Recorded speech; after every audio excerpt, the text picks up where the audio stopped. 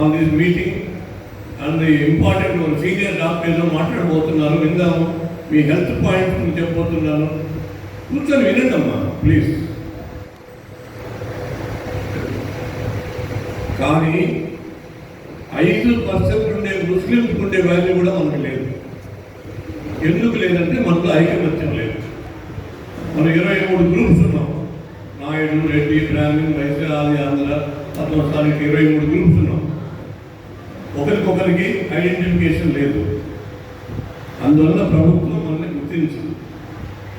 వాళ్ళకి ఇదే కావాలి, మన ఐకమత్యం ఉండేది వాళ్ళకి ఇష్టం లేదు.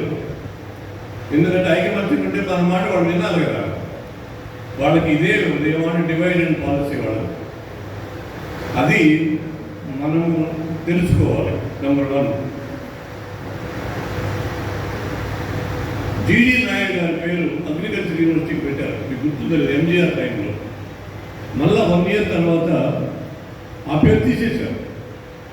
ఎంత అవమానం చెప్పండి. మిగతా ఎన్ని పేర్లు ఉన్నాయి కదా, ఎంజీఆర్ పేరుంది, మన్మోహన్ పేరుంది, తెరీసా పేరుంది, కామరాజ్ పేరుంది, అన్న విశ్వనాథ్, అందరి పేర్లు ఉన్నాయి కదా. జీడి నాయుడు పేరు మాత్రం తీర్చి వచ్చింది. అప్పుడు అసెంబ్లీలో 13 మంది తెలుగు ఎమ్మెల్యేస్ ఉన్నారు. ఒక్క ఎమ్మెల్యే ఆ ఇష్యూ మీద రిజైన్ చేస్తుంటే ఎంత మూవ్మెంట్ వచ్చిండేది. చేయరు. వాళ్ళకి పదవే ముఖ్యం, తెలుగు ముఖ్యం కాదు వాళ్ళకి. ఇవన్నీ మీరు తెలుసుకోవాలి. This history. మీరు తెలుసుకోకపోతే ఇక మేమేం చేయగలం? తెలుసుకోవాలి, ఇవన్నీ తెలుసుకోవాలి.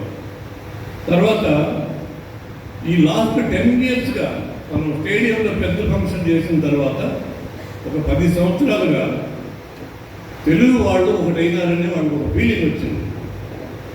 ఎందుకంటే 25,000 మంది ఒక ఫంక్షన్ రావడం చిన్న విషయం కాదు. జయలలిత గారు 10 రోజుల తర్వాత నాకు లెటర్ రాస్తారు, కంగ్రాచులేట్ చేస్తూ. దాని తర్వాత ఏం జరిగిందంటే మన పాత తెలుగు లీడర్స్ అందరినీ వాళ్ళు గౌరవిస్తున్నారు ఇప్పుడు. అంటే తెలుగు వాళ్ళతో మనం మంచిగా ఉంటే బెటర్ అనే ఫీలింగ్ వాళ్ళకి వచ్చింది. అందరూ అంతకుముందు లీడర్స్ ఉన్నారే. ఫర్ ఎగ్జాంపుల్ కట్టబొమ్మన్, తిరుమల నాయక, నాడి మంగమ్మ, మొండి వీరన్, నారాయణ స్వామి నాయుడు, మోమన్డూరాలు, పిట్టి త్యాగరాజ చెట్టి, అందరూ అంతమంది ఉన్నారు. కానీ వాళ్ళు ఎవరిని అప్పుడు ఆలోచించలేవాళ్ళు. ఇప్పుడు ఈ 10 ఇయర్స్గా వాళ్ళందరినీ గౌరవిస్తున్నారు. ఇప్పుడు ఎందుకు అవసరం ఎందుకు వచ్చింది వాళ్ళకి? తెలుగు వాళ్ళు ఒకటైనా అనే ఫీలింగ్ వాళ్ళకి వచ్చింది. వీళ్ళతో మనం మంచిగా ఉంటే బెటర్ అనే ఫీలింగ్ వాళ్ళకి వచ్చింది. ఆ ఫీలింగ్ రావాలంటే మనలో ఐకమత్యం రావాలి. మేము ఊరికే లీడర్స్ మేమేం చేయలేము. ఇది చాలా ఇంపార్టెంట్ పాయింట్. తర్వాత మనకి అసలు మెయిన్ ఇష్యూ ఏంటి? ఎడ్యుకేషన్, మన ఎంప్లాయ్మెంట్ ఆపర్చునిటీస్, రిజర్వేషన్స్, మన కల్చర్, మన సంస్కృతి మనం కాపాడుకోవడం, ఇవే మన ఇష్యూస్. మనకి మేజర్ ఇష్యూస్ ఏం లేవు. అది వెరీ ఇంపార్టెంట్. తర్వాత ఎందుకు మనం మార్కెట్ కాలేకపోతున్నాం అంటే పొలిటికల్ ఇంట్రెస్ట్. ఇప్పుడు నేను ఒక పార్టీలో ఉన్నాను, నందగోపాల్ గారు ఒక పార్టీలో ఉన్నారు, హనుమంతరావు గారు ఇంకో పార్టీలో ఉన్నారు. మేము ఎట్లా ఒకటవుతాం? ఇది ప్రాబ్లం. తెలుగు అనేది అందరూ తెలుగే, కానీ ఒక్కొక్క పార్టీలో ఉన్నారు వాళ్ళు. నేను చెప్పేది ఏంటంటే పార్టీలో ఉండేవాళ్ళు ఉందని, పార్టీలో లేని వాళ్ళు చాలా మంది ఉన్నారు కదా, వాళ్ళంతా ఒకటి కావచ్చు కదా. అది కూడా జరగదు. That is also not possible. మన కరుణానిధి గారు 1990లో ఫస్ట్ ఉగాది ఫంక్షన్ చేసినప్పుడు పెద్ద ఫంక్షన్ చేశారు. ఆయన ఒక మాట అన్నారు. ఆయన మనసులో ఉందో లేదో కానీ బయటకు అన్నాడు, మీటింగ్లో అన్నాడు. ఏమన్నాడంటే 50 సంవత్సరాల చరిత్రలో వెనక్కి వెళితే ఇక్కడ అంతా తెలుగులే కదా, మిమ్మల్ని పరాయవాళ్ళని మేము ఎట్టంటా ఉన్నారు ఆయన. దాంతో మన వాళ్ళకి చాలా మనోధైర్యం వచ్చింది. అంతకుముందు Telugu IAS, IPS officers Telugu ఫంక్షన్కి వచ్చేవాళ్ళు కాదు, భయపడేవాళ్ళు. తెలుగుని ఎక్కడ మొత్తం పడిపోతుంది. ఎప్పుడైతే కరుణానిధి గారు ఆ మాట అన్నారో అందరూ రావడం మొదలుపెట్టారు. ఇప్పుడు అందరూ ఫ్రీగా వస్తున్నారు. సో ఇది ఒక గుడ్ డెవలప్మెంట్ అని అనుకోవచ్చు. తర్వాత ఇక డాక్టర్గా కొన్ని విషయాలు మీకు చెప్పాలనుకున్నాను. పేషెంట్స్ మేము చూసేటప్పుడు కనీసం 50% మానసిక ఒత్తిడి, stress factor is playing a major role in their problems. ప్రతి సిస్టమ్ ఎఫెక్ట్ అవుతుంది స్ట్రెస్ వల్ల. ఏంటి స్ట్రెస్? ఏంటి దీని కారణం అంటే ఎన్నో కారణాలు ఉన్నాయి. మేము ఎంబీబీఎస్లో అడ్మిషనప్పుడు మేము ఇంటర్వ్యూకి అటెండ్ అయినాం ఎంబీబీఎస్ అడ్మిషన్కి. ఇప్పుడు ఎల్కేజీ స్టూడెంట్ ఇంటర్వ్యూకి అటెండ్ కావాలి అంటే అక్కడ స్టార్ట్ అవుతుంది స్ట్రెస్ వాడికే కాదు వాళ్ళ పేరెంట్స్. ఇది ఒక ఎగ్జాంపుల్. ఈ విధంగా ఎన్నో ఉన్నాయి. సో భార్యాభర్తల మధ్య స్ట్రెస్, తల్లి కొడుకుల మధ్య స్ట్రెస్, అన్ని స్ట్రెస్సే. Political stress. తర్వాత చిన్మయానంద గారు ఒక మాట చెప్పేవాడు అప్పుడప్పుడు, 80% of the people are bad. సరే 80% కదా అనుకుంటే 20% ఎవరు ఆపర్చునిటీ, వాళ్ళకి అవకాశాలు లేకపోతే అయిపోయారంట. అంటే అవకాశం ఉంటే అందరూ బ్యాడే. అది సారాంశం. అది ప్రపంచం ఆ విధంగా ఉంది. ఈ స్ట్రెస్ వల్ల ఏమవుతుందంటే వీల్ లూజ్ మెంటల్ బ్యాలెన్స్. మన జడ్జిమెంట్ పవర్ తగ్గిపోతుంది, నిద్ర పట్టదు, తలనొప్పి వస్తుంది, మెడనొప్పి వస్తుంది. ఒక డాక్టర్ని అడిగారు, ఈ సైకలాజికల్ డిసీజ్ ఎందుకు వస్తుంది అంటే ఆయన చెప్పారు, ఆయన పరీక్ష చేస్తుంటే ఒక లోపలికి వచ్చాడంట. ఏంటంటే ఈ ప్రాబ్లం అంటే, నేను ఒక అమ్మాయిని లవ్ చేశాను, ఆ అమ్మాయిని ఇంకెవరికో ఇచ్చి పెళ్లి చేయబోతున్నారు అని వీడి బికెమ్ మెంటల్. సరే అయిపోయింది, వాడికి ఏదో అడ్వైజ్ వచ్చి ఇంకో లోపలికి పిలిచారు. నీ ప్రాబ్లం ఏంటంటే, ఆ అమ్మాయి నేను పెళ్లి చేసుకుంటున్నాను సార్ అన్నాడు. అంటే ఒకటే ఇష్యూలో ఇద్దరు మెంటల్ పేషెంట్స్ అన్నమాట. దీనికి ఏం కారణం అంటే, I'm not against love marriages, కానీ ఇండియన్ కల్చర్ ప్రపంచంతో తిరిగిన తర్వాత నేను నిర్ణయానికి వచ్చాను, Indian culture is the best culture ప్రపంచంలో. ఇది ఈ జనరేషన్ వాళ్ళు తెలియదండి. వాళ్ళు ఏదో ఫారిన్ అంటే ఏదో చాలా గొప్ప అనుకుంటున్నారు. ఫారిన్ ఒక ఎగ్జాంపుల్ చెప్తాను. రష్యాలో ఒక ముసలాయన ఓటింగ్కి వెళ్ళాడంట. వెళ్తే ఆయనకి ఒక సీల్డ్ కవర్ ఇచ్చారు. అంటే దాంట్లో ఆల్రెడీ ఓటు వేసేస్తుంది, స్టాంప్ వేసేస్తుంది. ఈ ఊరికే బాక్స్ వేసి వెళ్ళిపోవాలంతే. ఆయన అడిగాడంట ముసలాయన, ఓకే ప్రొసీజర్ నేను క్వశ్చన్ చేయలేను, అట్లీస్ట్ నేను ఎవరికి ఓటేస్తున్నానో తెలుసుకోవచ్చు అన్నాడంట. వాడు ఆఫీసు పోలింగ్ ఆపుతున్నాడంట. నీకు ఆ మాత్రం తెలియలేదా, ఇది సీక్రెట్ బ్యాలెట్ కదా అన్నాడంట. అది అంటే మిగతా దేశాల్లో ఏం జరుగుతుందో చెప్తున్నాను మీకు. ఇండియన్ కల్చర్ మాతా పిత గురువు దైవం ఇక్కడే ఉంది. అయితే ఇప్పుడు ఈ మధ్య కొంచెం అడ్జస్ట్మెంట్ వచ్చింది. మాతా పిత గూగుల్ దైవం అయిపోయింది. ఇప్పుడు గురువు తెలియ విషయాలు కూడా గూగుల్ చెప్పేస్తారు మనకి ఇమీడియట్గా. సో ఇంకొకటి, తల్లిదండ్రులు ముఖ్యంగా కేవలం మార్కులు, చదువు, అకాడమిక్ నాలెడ్జ్ మాత్రమే కాదు. చాలామంది అవన్నీ ఉండి జీవితంలో ఫెయిల్ అయిన వాళ్ళు చాలామంది ఉన్నారు. వాళ్ళు నేర్చుకోవాల్సింది చాలా ఉంది. ఏ విధంగా మాట్లాడాలి, కమ్యూనికేటివ్ స్కిల్స్ అంటారు, పాజిటివ్ థింకింగ్, సెల్ఫ్ కాన్ఫిడెన్స్. ఈ సెల్ఫ్ కాన్ఫిడెన్స్ లేని వాళ్ళే సూసైడ్ చేసుకుంటున్నారు.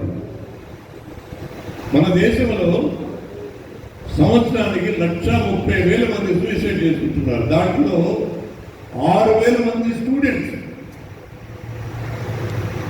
6,000 ఎందుకు చేసుకుంటారు వాళ్ళు? ఏం కారణం? ఎవరు ఇస్తున్నారు వాడికి స్ట్రెస్? తల్లిదండ్రుల, parents, టీచర్సా?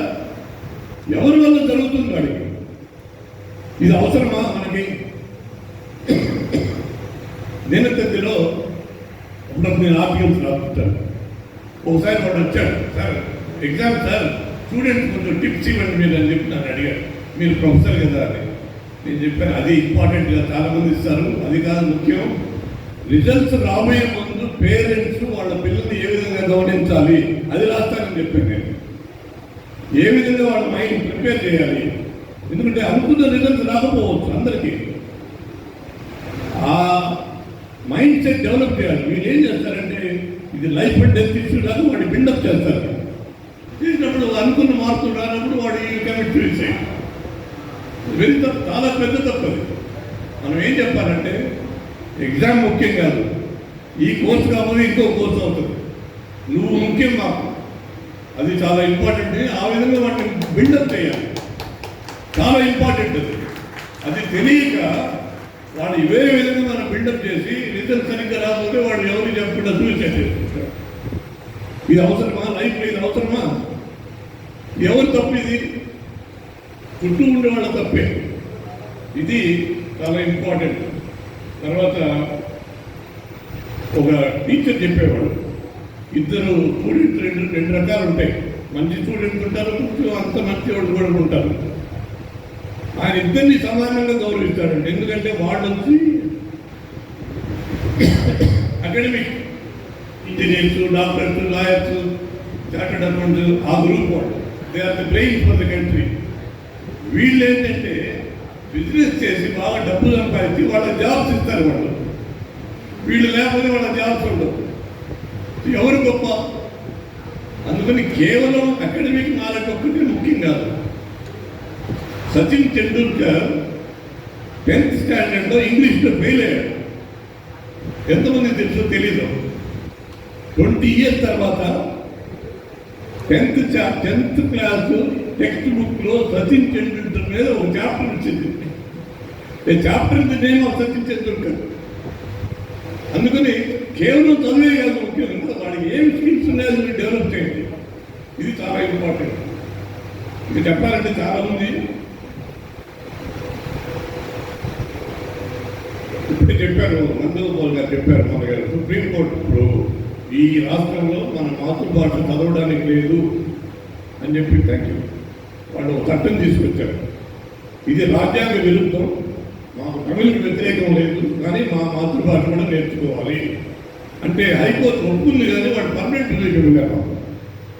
So I went to supreme court, we said we want permanent relief. మాకు మాతృభాష చదివే హక్కు మాకు ఉందా లేదా చెప్పండి. వాళ్ళు తమిళనాడు గవర్నమెంట్ని చెంపదెప్పలేశారు. మీకు రాజ్యాంగం తెలియదా? వాళ్ళకుంటే హక్కు మీకు తెలియదా? వాళ్ళు తమిళకు వ్యతిరేకం లేనప్పుడు మీకేంటి ప్రాబ్లం? తమిళతో కూడా వాళ్ళ మాతృభాష నేర్పించమన్నారు అని చెప్పి ఇప్పుడు 23లో సెప్టెంబర్లో జడ్జిమెంట్ వచ్చింది. కంప్లీట్ ఇక్కడ ఎడ్యుకేషన్ సిస్టమే మారిపోయింది. అన్ని మైనారిటీ లాంగ్వేజెస్ తిరుపతిలోకి వచ్చేసాయి. ఇప్పుడు మనకు తెలుగే కాదు, Kannada, Urdu, Malayalam, north Indian languages అన్నీ ఇప్పుడు తిరుపతిలోకి వచ్చేసాయి. Supreme court order. దీనివల్ల ఏమైపోయింది? మైనారిటీ లాంగ్వేజెస్ అన్నీ సేవ్ అయిపోయింది. అయితే ఇక్కడ ఒక చిన్న పాయింట్ మీరు తెలుసుకోవాలి. కోర్టు ఆర్డర్ వచ్చింది, కానీ తల్లిదండ్రులకు ఇట్లా అర్థం కదా, వాళ్ళ మాతృభాష నేర్పించాలని. స్కూల్లో తమిళతో కూడా మీ మాతృభాష కూడా నేర్పించండి. లేకపోతే ఏమవుతుందంటే స్ట్రెంగ్త్ తగ్గిపోయిందంటే టీచర్స్ తీసేస్తారు, సెక్షన్స్ క్లోజ్ అయిపోతాయి, మైనారిటీ ఇన్స్టిట్యూషన్స్ అన్నీ వాటి మైనారిటీ స్టేటస్ అయిపోతాయి.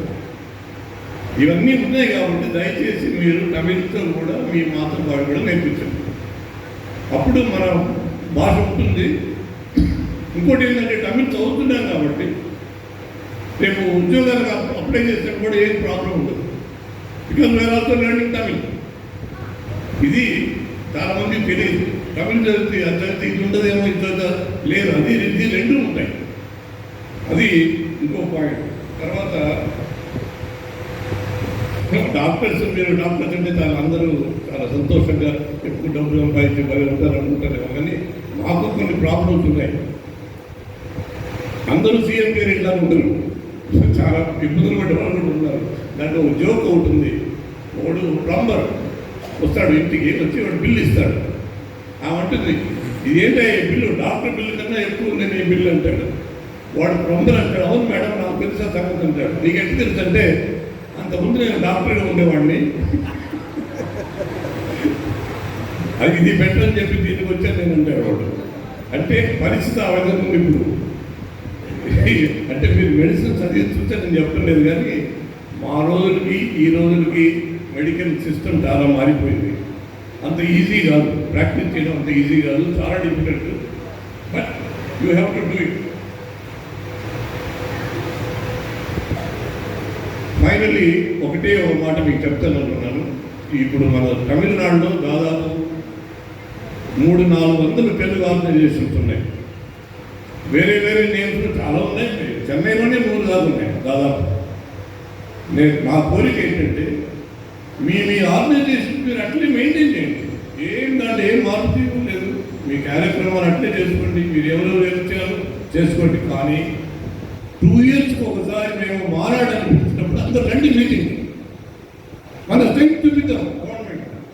అది కూడా మనం చేయలేకపోతే ఇంకా మనం ఎవరు గుర్తిస్తారు మనకి? అది మిమ్మల్ని కోరేది. ఆ ఫెడరేషన్ కాన్సెప్ట్ మీరు ఒప్పుకొని మీ కార్యక్రమాలు మీరు ప్రొసీడ్ చేయండి. మీకు కావాలంటే మేము కూడా రెడీగా ఉన్నాం. బట్ ఆ మానాడు లేకపోతే మేము స్టేడియం 25,000 జట్టు వచ్చారు, అందరూ రాబట్టి జరిగింది. అది టర్నింగ్ పాయింట్. గవర్నమెంట్ మన పక్క చూడడానికి టర్నింగ్ పాయింట్ అది స్టేడియం ఫంక్షన్. అందరూ రాబట్టి. సో అది తర్వాత హెల్త్. లాస్ట్ టైం చెప్పారు మీకు 4 డాక్టర్స్ మీరు ఎప్పుడు గుర్తుపెట్టుకోండి లైఫ్లో. Doctor diet, doctor exercise, doctor life style and doctor take it easy. ఉణవు కట్టుబాటు, ఉడమ పైచి, వాక్య మొరై, మనసు నెమ్మది.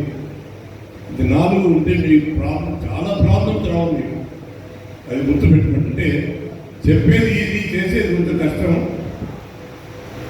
ఒక కొంచెం లాభం ఉంటుంది. ఏమా కొంచెం నైట్ 2 చపాతీ తినమ్మా, కొంచెం ఒళ్ళు తగ్గదంటే ఓకే డాక్టర్ చెప్పి పోయేటప్పుడు లాస్ట్ అడుగుతుంది, డాక్టర్ మీరు 2 చపాతీ చెప్పారే, అది డిన్నర్ ఉందా డిన్నర్ తర్వాత అని అడిగింది. అంత ఈజీ కాదు, మనం చెప్తాం కానీ అంత ఈజీ కాదు. నేను 4 floors వరకు లిఫ్ట్ తీసుకొని పెట్లెక్కుతాను. అట్లా అలవాటు అయిపోయింది నాకు. మా అసిస్టెంట్ కూడా నాతో కూడా రాలేరు. వాళ్ళు 2nd floorలో ఆగిపోతారు. నేను వెళ్ళిపోతాను 4 floors. ఈ మధ్య జిఎస్టీ 4th floor పోతుంటే వాడు లిఫ్ట్ వాడు సార్ ఉండబాగా సార్ అన్నాడు. ఇల్లు తప్పి నా పడిగట్టు మీద పోరా అన్నాడు. వాంగ సార్ శీఘ్రం మేర పోరా అన్నాడు. శీఘ్రం మేర పోగలుగుతుందిగా నా పడిగట్టు మీద పోరా. వాడికి ముందు అర్థం కదా. ఎందుకు చెప్తున్నారంటే మీకు ఏ వీలుంటే అది ఎక్సర్సైజ్ మీరు చేయండి. మీకు డైలీ కార్యక్రమంలో ఏదో ఉంటుంది ఎక్సర్సైజ్ చేయడానికి. ఎన్నో అవకాశాలు ఉంటాయి. అవి చేస్తే మంచిది మీకు. తర్వాత ఫైనలీ కొత్త సంవత్సరం వచ్చి ఇప్పుడే అయింది, 2 months అయింది న్యూ ఇయర్. ఒక నిర్ణయం తీసుకుంటే మీ లైఫ్లో ఏంటంటే ఏదో ఒక బ్యాడ్ హ్యాబిట్ వదిలేసి, ఏదైనా కావచ్చు, ఎక్కువ తినడం కావచ్చు, లేదు స్మోకింగ్, ఆల్కహాల్ డ్రింకింగ్, డ్రగ్స్, ప్రతిదానికి టెన్షన్ పడడం, ఇంట్లో అందరి మీద కోపడడం, ఇవి ఏదో ఒకటి సమ్ బ్యాడ్ హ్యాబిట్ మానుకోండి. ఆరోగ్యంగా ఉండండి. ఇది చాలా ఇంపార్టెంట్. ఒక నిర్ణయం తీసుకోండి, తీసుకొని ఆరోగ్యంగా ఉండండి. మరొకసారి డాక్టర్ గిరి, డాక్టర్ వీరభద్రరావు, మన నిర్మల్, ఈ గ్రూప్ అందరూ కూడా నేను ఒకసారి అభినందన తెలియజేస్తూ ఈ అవకాశం ఇచ్చిన పెద్దలందరికీ నమస్కరిస్తూ సెలవు తీసుకుంటున్నాను. Thank you.